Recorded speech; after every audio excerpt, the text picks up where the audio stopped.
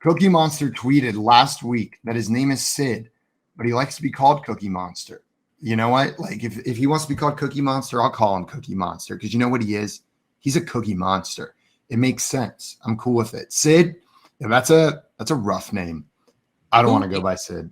Who gave the designation to, like, did Cookie Monster start calling himself that? Is this like, self-deprecating type thing to fit in, not take himself too seriously? Or is this like people started calling him the Cookie Monster because he had an issue? So like a mean thing. I think there's a third option. He calls it himself, and there is no self-deprecation involved. It's all self-love. He is the Cookie Monster, and he loves that he's the Cookie Monster. Like, I think it is Is that the truth? That's what I'm going with. I think it's a self-given name. Cookie Monster seems confident. Like, he knows who he is, and he's happy about it. There are times where it's great to be a monster. Like, we talked about UFC earlier, dude. I think these guys are always like, yeah, I'm a monster, dude. Nicki Minaj is like, I'm a motherfucking monster. Sure. And Tommy's in Sid Monster. I'm a hell of a guy. Cool. Right. So yeah, and I think, to be honest, Sid, unfortunately, the movie Toy Story set that name back by like 100 years. Right. Talk about terrifying. My God. Right. Sid's toys. Or Sid from Toy Story 1. What's scarier? Dude, that's Sid. Slender Man or Sid? Sid's toys. Well, and then to add to it, the next like Sid that's common in popular culture is Sid from Ice Age, who may be the ugliest animated character that's ever existed, right? Like, he's terrifying to look at. He's got messed up eyes. Like, talking about looking at the sun and the moon at the same time, right? Or Sid, in on Sid. So you can pick like Sid from Ice Age or Sid from Toy Story, and that's what everyone's gonna think of. What are you basing that off? Your human standards of beauty?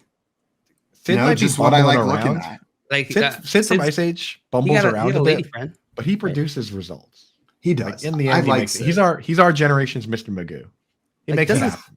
Isn't Sid like, he's a player, isn't he? Isn't there like a whole arc with him pursuing a romantic relationship?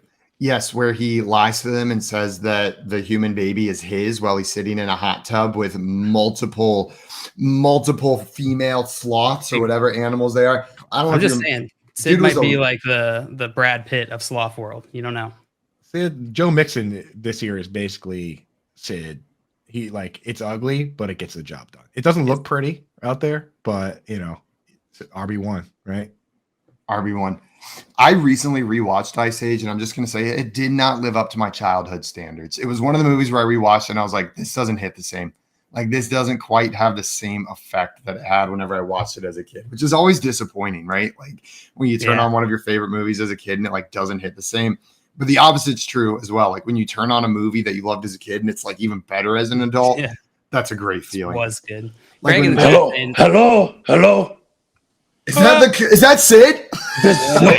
This is the Cookie Monster. Oh, Cookie Monster. Can you tell us yourself why you choose to go by Cookie Monster instead of No. Sorry, I eat cookie.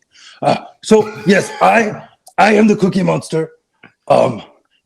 Yes, my full name, Sigmund C. Cookie. Sigmund C. Cookie. Yes. Is that a family name? So you wanted people to know your name is Sid, but you don't prefer to be called Sid. You prefer Cookie Monster. I eat so many cookies. It's good identity to have. What is your favorite Cookie Monster? So many cookies. So many cookies. That is my favorite cookie as well. Is so many cookies. Chocolate chip, classic, delicious, always. Wow. So this is a sports show, Cookie Monster. Not sure how you ended up here. It's kind of a Beetlejuice situation, perhaps. But what is? We do talk a lot of sports. What is your favorite? What's your favorite football team? Me like Cleveland Brown because it looked like cookie. That's fair. That's fair. Really nice. Big orange cookie. Big orange. A nice pumpkin Halloween cookie, maybe. Yes, love it. It's that time of year.